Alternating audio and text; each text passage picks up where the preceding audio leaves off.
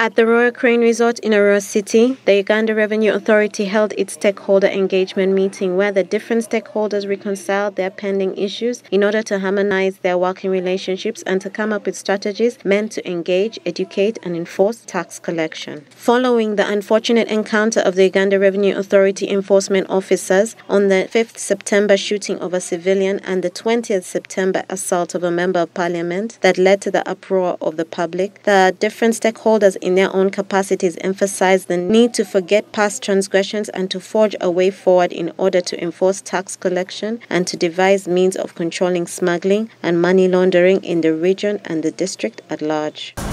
As local government, we also have a responsibility of collecting taxes. And today it is streamlined. The revenues collected by URA and revenues collected by local government are all channeled into Ministry of Finance, Economic Planning and Development.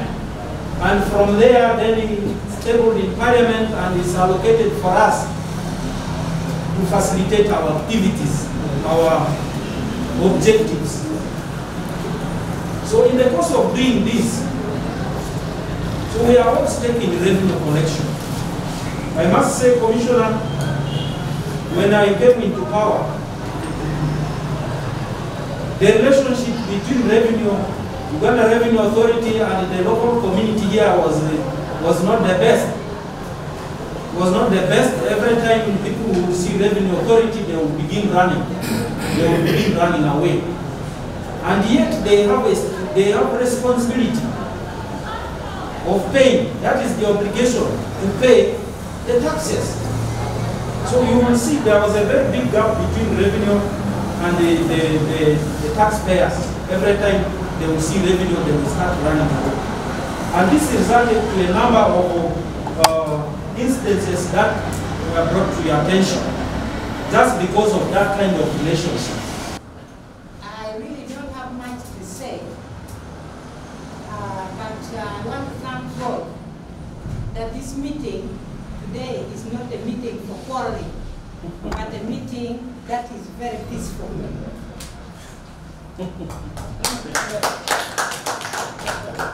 This shows that we are heading to a better way of doing things. Really, in September when I just came to the city was not habitable because when they shot that young man dead, communities rose up and they wanted to come and close the offices of URA. Personally, I moved fast.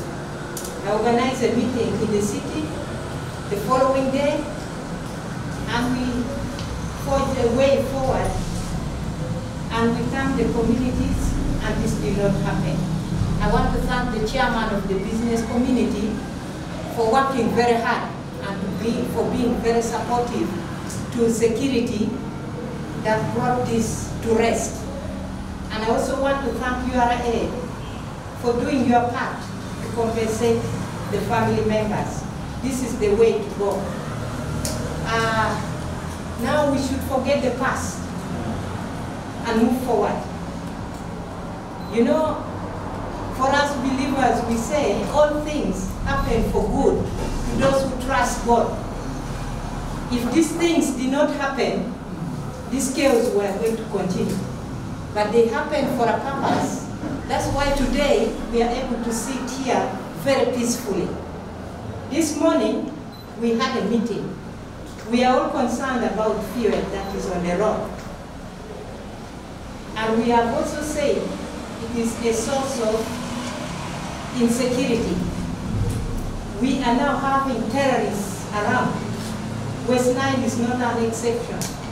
Anytime we can be attacked using fuel, anytime we can be attacked using another weapon. So we really need to work as a team to get the source of this fuel that is coming on the road so that we put the matter to rest.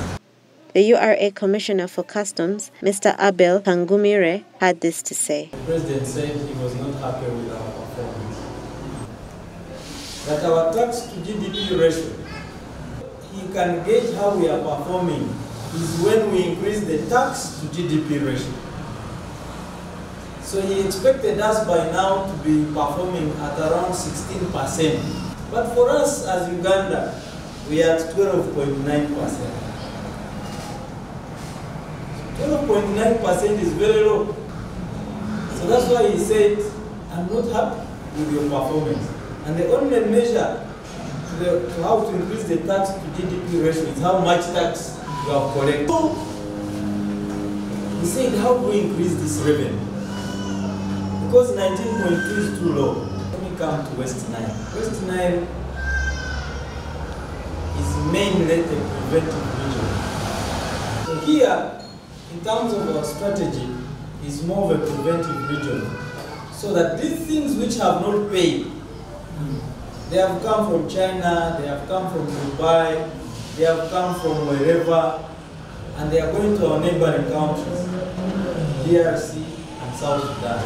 They don't end up in Uganda. That's why I call it a preventive region. Because you have Elebu, you have Madope, on the other side of Kitikum, you have Moyo, you have Koraba, then you have Liya, you have all that stretch up to Kura and Goli. So they are all borders entering South Sudan and Democratic Republic of Congo. So when these goods pass and they are going there, and they come back, because they left without paying, and they come back, there's nothing we can collect.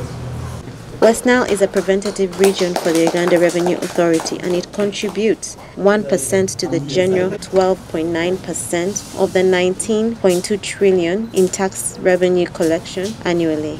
This engagement meeting harmonized working relationships between the different necessary stakeholders and provided action points to enforce Uganda revenue tax collection and control smuggling of goods and money laundering in the region. Reporting to you from West Nile TV, I am Okumuringa Christine.